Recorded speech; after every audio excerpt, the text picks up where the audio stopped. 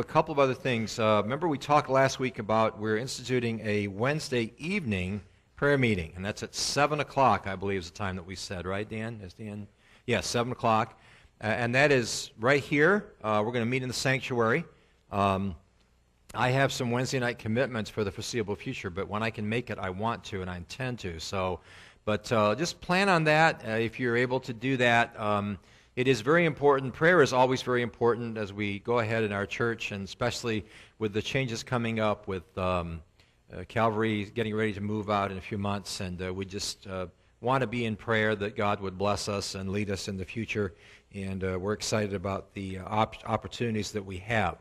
I also want to let you know that we're going to have our Bible study this afternoon at 4 o'clock again. We're going to be in the Epistle of James, and it's a fun epistle, and it's a lot of fun. I think if James were to be here and preach today, I think you would either like his style a lot or he would maybe kind of turn you off a little bit. James is the kind of guy that I always felt like James would be somebody who would fascinate a college chapel, because James says things like, "Oh, you believe in one God. Good for you. Good for you." The demons believe the same thing. It scares them to death, you know. So, you know, what's the benefit for you there? And it kind of makes you think a little bit. So, prayer meeting Wednesday night, right here, 7 o'clock, and then this afternoon at 4 o'clock, if you can make it, love to have you here for the Bible study. There is that S-N-O-W word that I'm seeing in the forecast. We've got a storm that's supposed to come through. Last prediction I saw was about 7 o'clock tonight, and pretty much going to snow continually till about 1 o'clock tomorrow afternoon.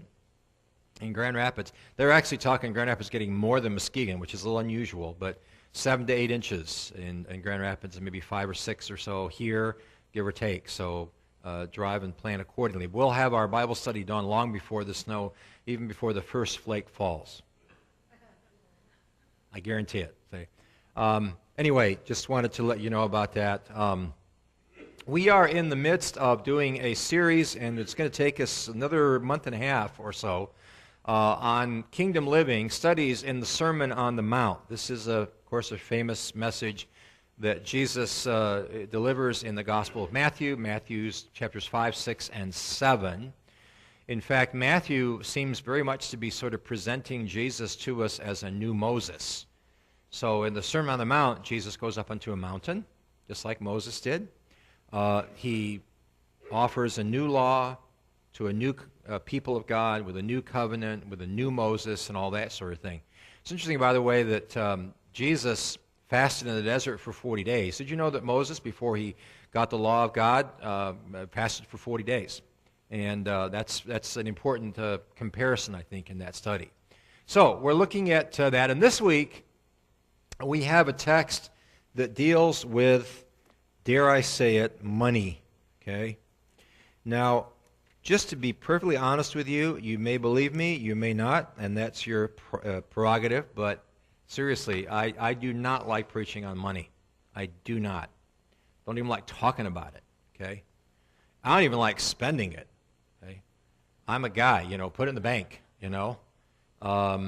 I saw a meme today, a couple memes yesterday, actually. One of them said, if you buy something for $1,000 that's $1,000 and you only have to pay $750, you have not saved $250. You have spent $750, okay? You with me, gentlemen, especially, right? And also, it's like Black Friday, don't go anywhere, just stay home, and you'll save everything, okay?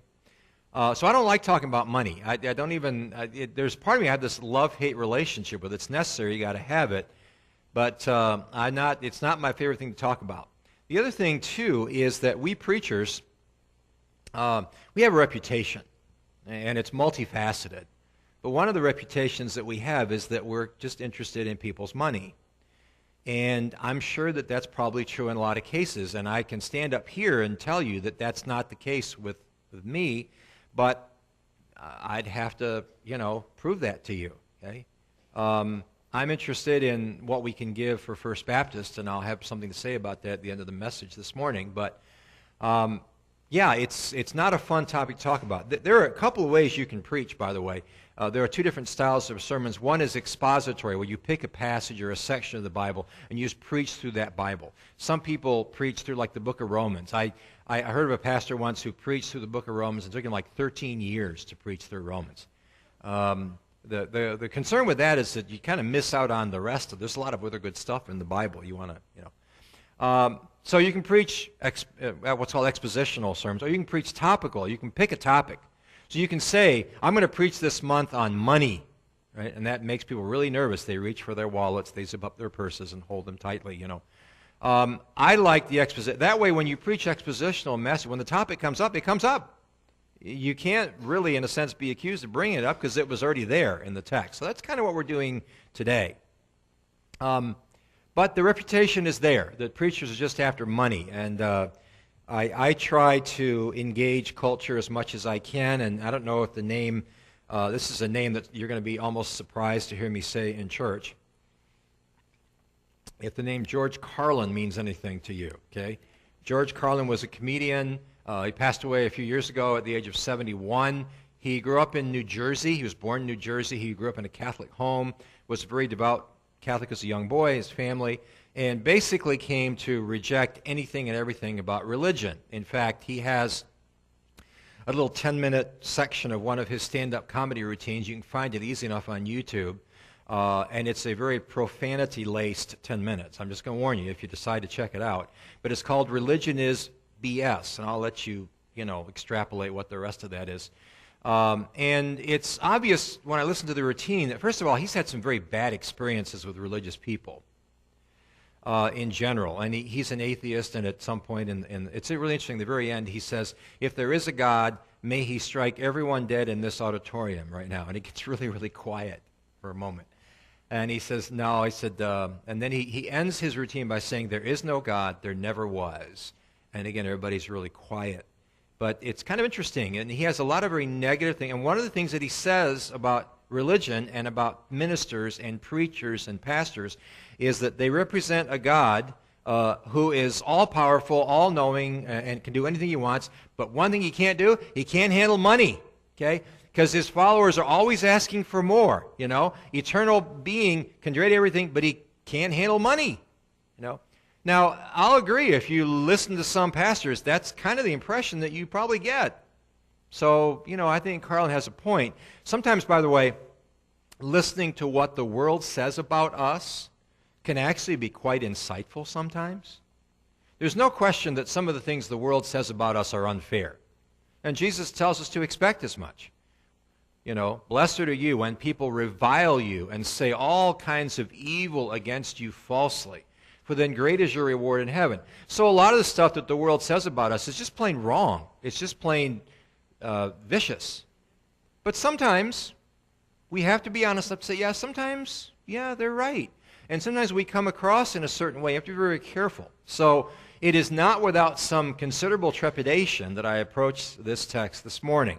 I just want to let you know that. Okay? I want to remind you again that we're talking about how the kingdom of heaven is a lot less about how to get into the kingdom of heaven after you die, and instead the gospel is more about how to live in the kingdom of heaven before you die. That's, I think, a saying that sort of drives us and makes us think about what it is that we're doing here. We're not just getting saved and sort of vacuum sealed in our little shrink-wrapped spiritual pod, and I'm being preserved now, and I'm just waiting, just biding my time, just going about my business until the day that I die, so that I'm in the presence of God. No, the truth of Jesus Christ has to have a profound impact on how I live every day, 24/7, 365, or 366 in the case of leap year.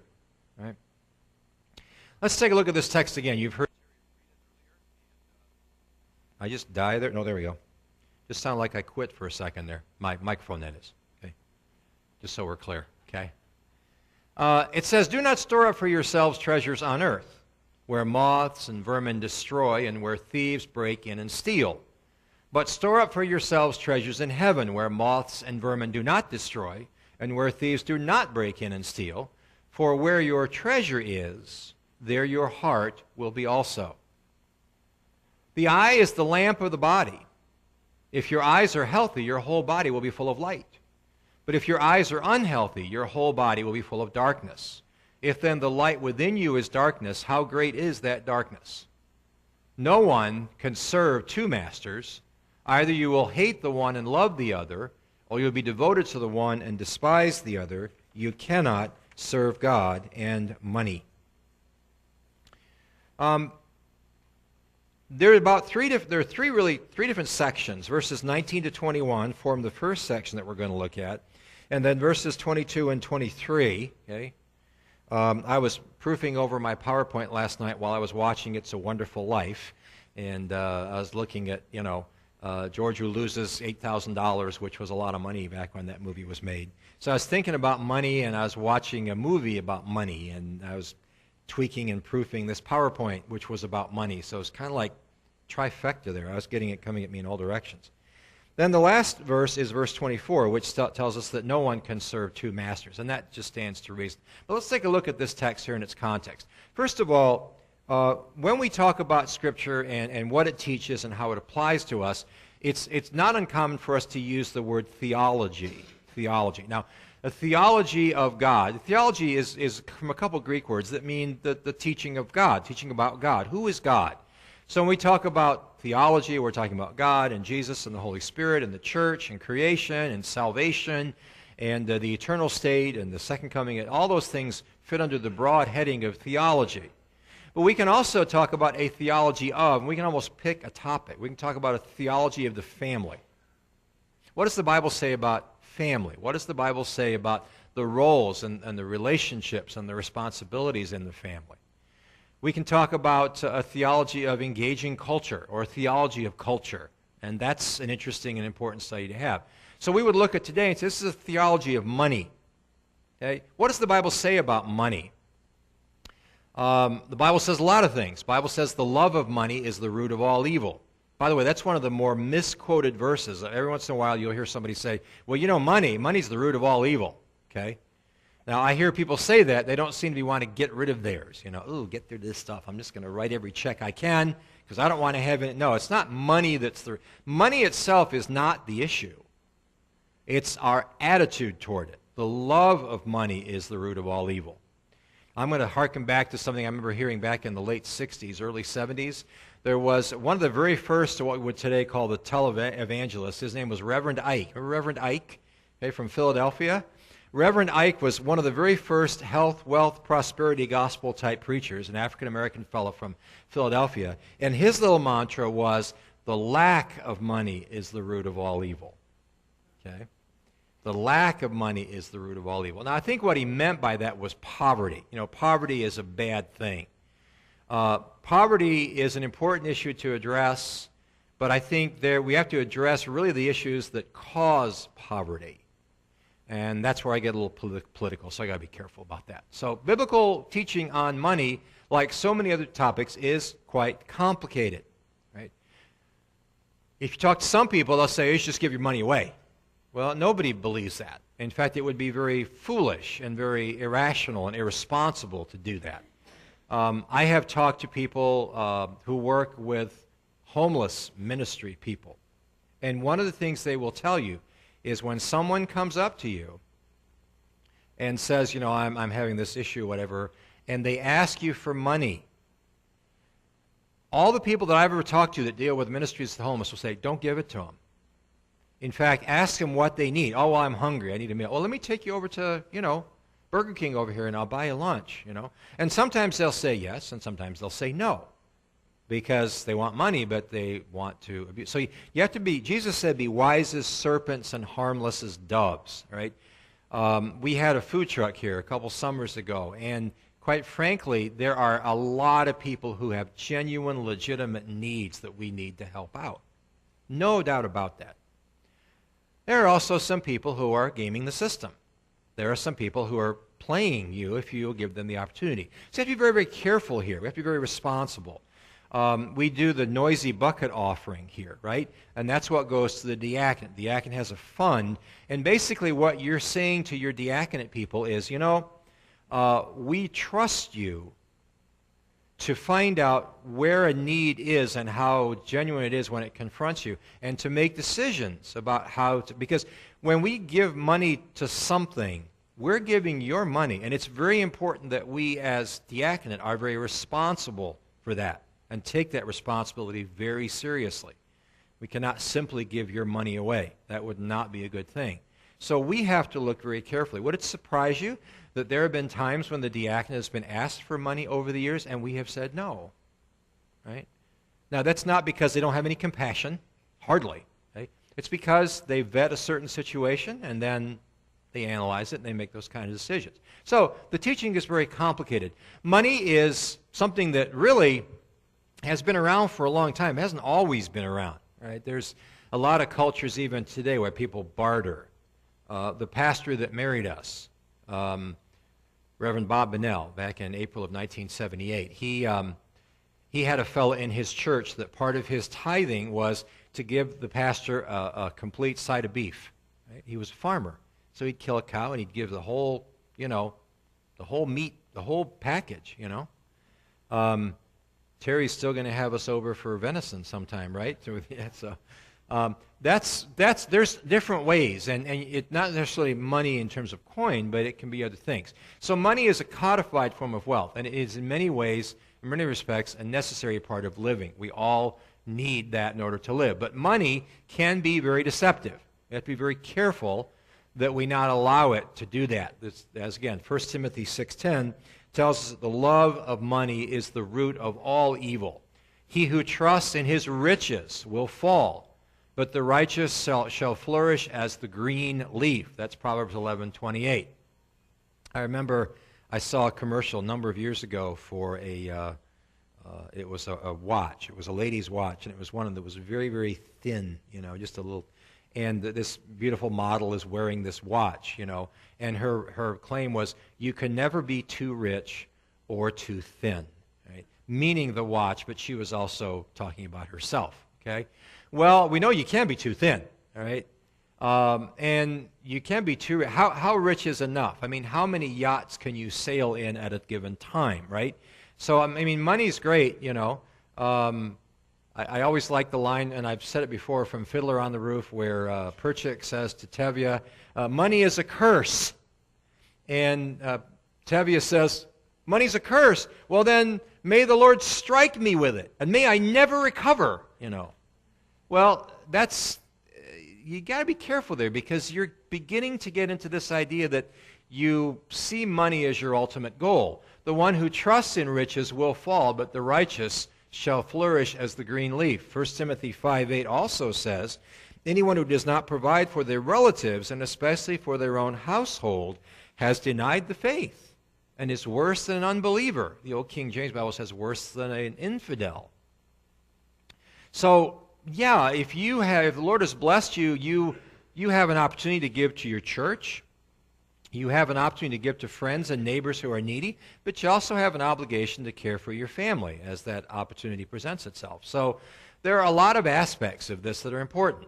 Ecclesiastes 5:10 says, whoever loves money never has enough. Right? Always got to have more. Whoever loves wealth is never satisfied with their income. This, too, is meaningless. You ever felt like if I just had $1,000 right now, that would just fix everything? Well, the odds are I probably wouldn't. Okay, you'd find something else, right? So the key word in this verse, by the way, is the word loves. Okay, whoever loves money. This is not someone who has a healthy, normal relationship with money. This is someone who has idolized money. If riches increase, Psalm 62 verse 10 says, do not set your heart on them. Right? So if God blesses you, I remember the late Ed Dobson, who was pastor at Calvary Church in Grand Rapids, was asked one time in a chapel service, and I think I've mentioned this, but it's been a long time. Asked in a chapel service one time, he did a Q&A chapel service, and he said, do you think materialism is a problem in our society? And he said, oh, absolutely. But he said, I want you to understand that materialism has nothing to do with how wealthy people are. In fact, he said, I got people in my church that make more money than I will ever see in 10 lifetimes, but they are some of the most generous, giving people I've ever met. At the risk of mentioning the Amway Corporation, okay, the DeVos and Vandal families, there are hundreds and hundreds of millions of dollars that have been invested in Grand Rapids and West Michigan by those families. I don't begrudge them that at all. They work very hard. If you want to succeed in business, make something that people want to buy. It's really pretty simple, You say, well, it was soap made on a ping pong table in the basement in the 40s. I know, but people wanted to buy it. And they bought a lot of it and a lot of other stuff as well. So, and then Ed went on to say that I have people in my church who are extraordinarily wealthy and are very generous. I have people in my church that live below the poverty level, and they're very materialistic. Right? In fact, at one point in their church, they had an issue with a roof leaking, and they looked at the part that was leaking, and they made a decision. They said, really, it's just a matter of time before. This is a huge church building, okay, many times bigger than ours. It's just a matter of time before the whole roof's going to need to be replaced. Maybe we should think about just replacing the whole roof right now and not replacing it piecemeal as it begins to leak in various places. And so they presented that to the congregation, and someone in the congregation contacted them and said, well, how much would it cost to re-roof this building? This was 20, 25 years ago. How much would it cost to re-roof this building? And they did some research, and they found out that it would cost $1 million to re-roof the whole building. That's like 25 years ago, okay?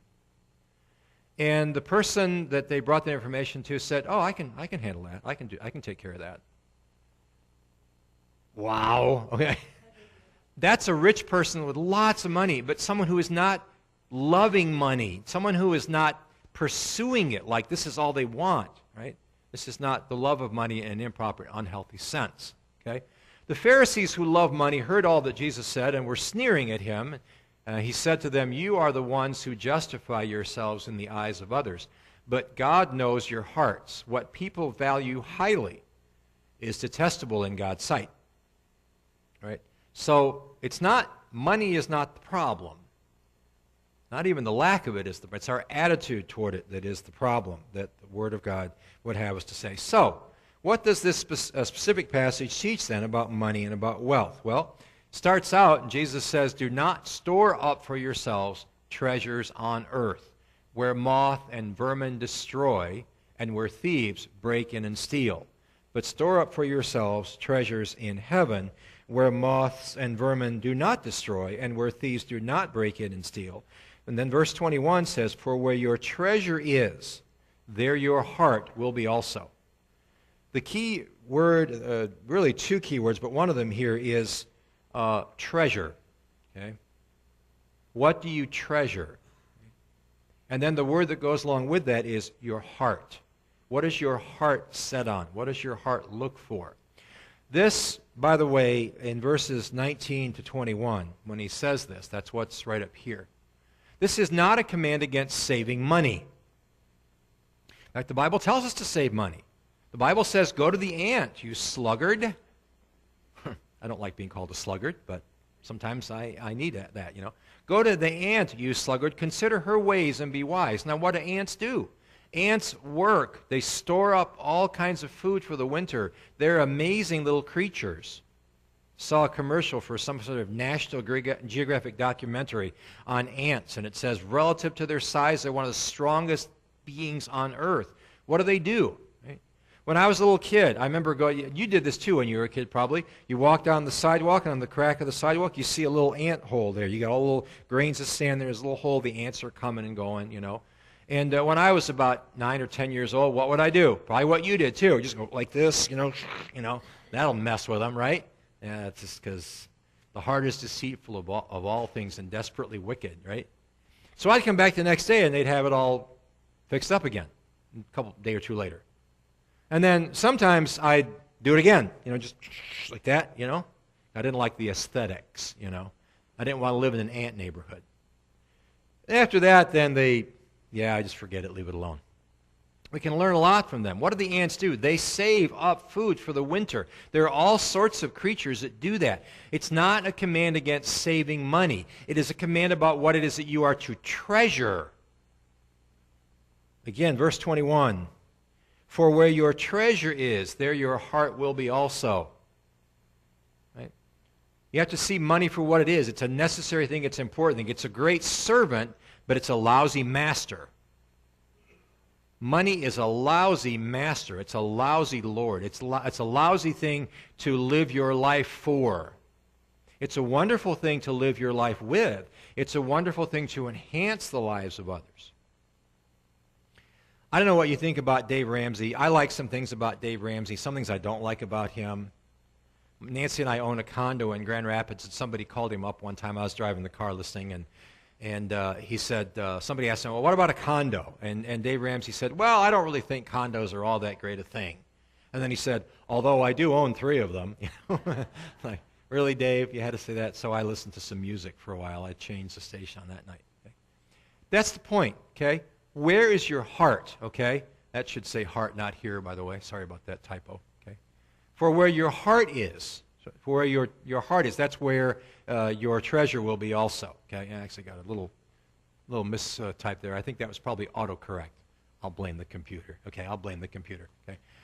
For where your heart is, their treasure is, I should say. That's wrong twice. For where your treasure is, there your heart will be also. So the question really is, what do you value?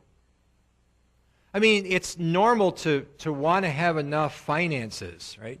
I have Quicken software on my computer. I love Quicken software. It's saved me so many times. When my parents were declining and I had to take control of their finances, and my mother-in-law was in a nursing home, I had their accounts, my parents' accounts, my mother-in-law's, our accounts, and I had about 7 or 8 different accounts, savings accounts and all that sort of stuff on my computer, and it was crucial. I recommend that, by the way. I'm not getting a plug from or any kind of financial assistance from them, though maybe I should ask them for it. But I just found that was great. So money is important. You have to use it wisely. You have to plan accordingly. But what do you treasure, right? What really is it that you love, and what is it that you treasure? Now, clear enough, okay? Fair enough. Verses 19 to 21. This is not forbidding you to save money. In fact, you need to save money. I'm getting an awful lot of people, well, not a lot, but several people, every once in a while, somebody will ask me and say, so are you retired? You know, I don't know how to take that question. I'm almost offended by it. Do I look that old? You know, and I tell them I'm not retired. First of all, I don't want to. Secondly, I'm not ready to. I couldn't retire right now. I don't have enough saved away. So it's important that we do that. This is not forbidding that sort of thing. Right? Then there's this rather strange little passage in the middle of this section. It doesn't even seem to fit. He says, the eye is the lamp of the body. If your eyes are healthy, your whole body will be full of light. But if your eyes are unhealthy, your whole body will be full of darkness. If then the light within you is darkness, how great is that darkness? Now, we've gone from talking about money and what we value to talking about ophthalmology, all right, talking about the eye. And it's a rather interesting one. Your eyes, the eye is the lamp of the body, all right, that's true. We've got a phrase we'd say the eyes are the window to the soul. Right? A lot of times you can look at somebody in the eye and you can tell if they're having a rough day or a rough time or a rough season in their life. The eye is the lamp of the body. If your eyes are healthy, whole body's full of light. You can see well. You know, I have to go every year to get my eyes checked, and you know, so far so good. You know, yeah, the macula looks good and this looks good and everything else. You know. So I've been doing well so far. In fact, the last time I went, my ophthalmologist said no sign of cataracts, and said probably you won't get them until you're at least in your 80s. So, okay, that's cool. I like that. Okay. But what's that got to do with money? Okay. Well, there's a passage in Matthew chapter 20 and verse 15 in the parable of the laborers in the vineyard. Remember that parable? When the guy, he looks at his field and he needs to go and get some guys to work in it. So he goes into town, and there's a place apparently. It's almost like a formal kind of unemployment line. And people are standing there, and he'd say, hey, I need some people to go work in my field. Okay. How many you need? Well, I need so-and-so. So many. Well, what are you going to pay us? Well, I'll pay you a denarius. That's like minimum wage. It's like pay for 1 day's wage. Okay, it's a Roman coin.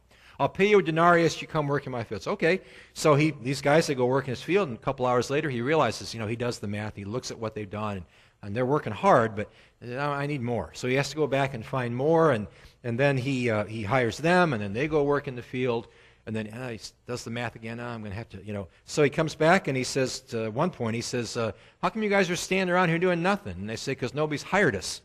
Important lesson to learn there, by the way. So anyway, and finally he comes like an hour before the end of the day, and he's still got some work, so he gets some guys, and he brings them over, and they work, and at the end of the day, at 6 o'clock at night, whatever it was, he calls them all together to pay them. And he starts with the last guys that were hired. And he pays them 1 denarius, which is 1 day's work for a common laborer. Now, the guys that have been there since morning start to do a little math in their heads. They say, these guys work 1 hour, got a denarius. We work 10 hours. We're going to hit the jackpot. Cha-ching. Okay? Well, when they come through the line, they get paid the same amount as everybody else. And they're like, what? And they contest. And here's Matthew 20:15. Here's what they say.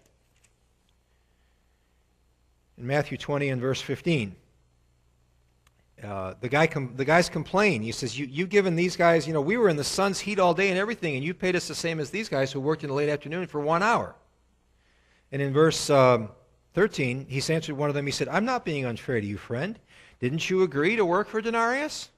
When I hired you at 7 o'clock in the morning, didn't you agree to work for a denarius? Take your pay and go. I want to give the one who was hired last the same as I gave you. Don't I have the right to do what I want with my own money? That's an important principle there. Okay, tell that to the IRS. No, I didn't say that. I did not say that. Let's edit that out of the tape. Can we? Tell that to the local tax collector, right? Or he says, are you envious because I am generous? Now, that translation is not a literal word-for-word translation of what the Greek says here. And I'm going to show you this. I'm just going to this is on your handout, okay? But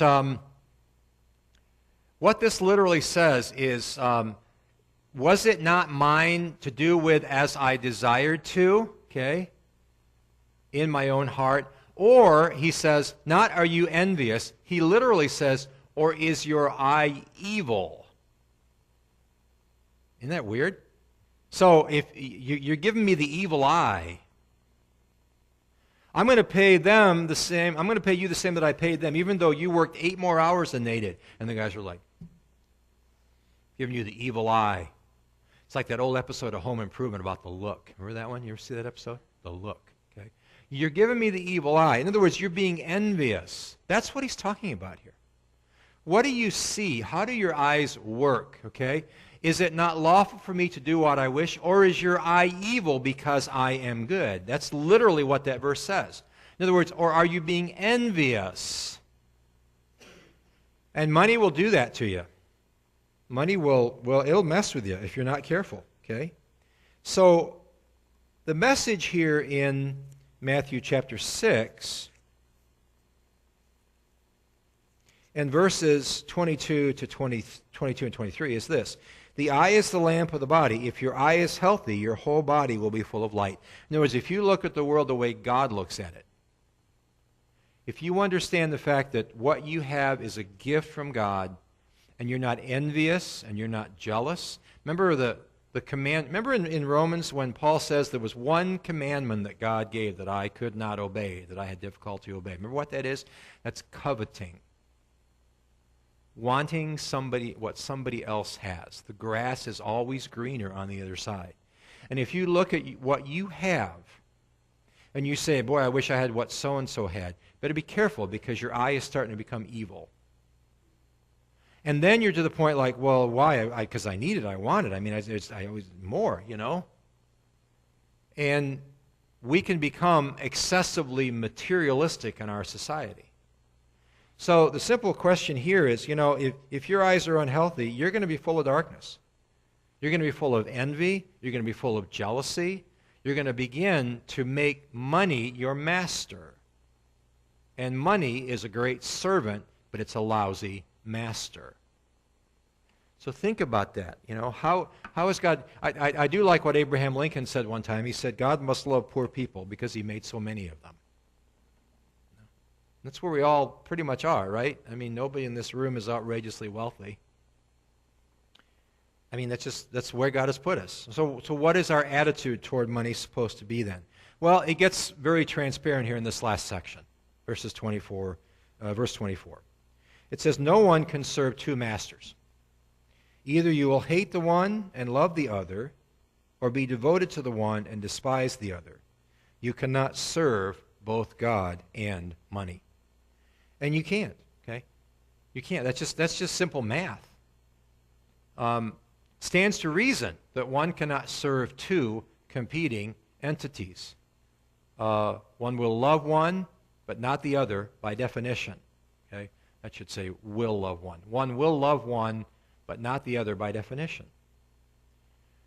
What this text is really calling us to do as part of the very complex and multifaceted teaching of the Bible about money is that we are to love God and serve God. But we can't love God and love money as well. We can't make God our God and make money our God at the same time. And we live in a culture that, to many respects, has made money into a deity. There was a story a number of years ago about a professional athlete. I won't bother to say his name. You could probably find out if you wanted to. But he was negotiating with a professional sports team, and they wanted to pay him $14 million a year. And he wanted more. He wanted quite a bit more. And his comment on that, when he basically said, yeah, this team wants to pay me $14 million a year, but I have to feed my family. I'd like to know what your family's eating, okay? A caviar 3 times a day and goodness knows what else, you know? Money it's an indifferent thing. God has blessed some believers with incredible wealth. Most of us, not so much, okay? But the question is not how much do we have. The question is, what is our attitude toward what we have? The question is not about money. The problem is not money. The problem is our attitude toward it. Right? So think about that in terms of you cannot serve God while also serving material things. So it gives us a proper perspective on things. Now, I want to say something here. I've discussed this with the trustees. I discussed it also with the advisory board in the past. And we thought about